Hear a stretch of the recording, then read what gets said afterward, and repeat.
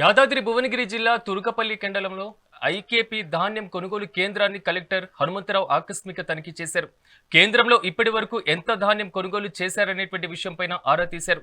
ధాన్యం తేమ శాతాన్ని చెక్ చేశారు.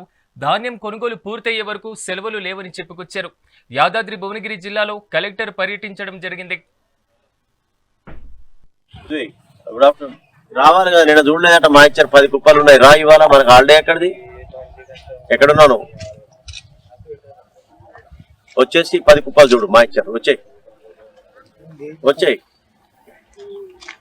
ఇవాళ చూస్తాను. రెగ్యులర్ చూడకపోతే మీరు రోజు హెడ్ క్వార్టర్కి ఒకసారి మీరు చూసుకొని మా ఇచ్చారు ఏముంది ఏముంది చూసుకోండి. సెంట్రల్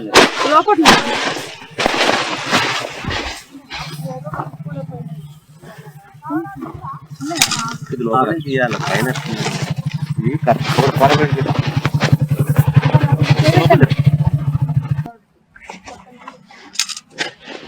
మన జాలి ప్రాబ్లం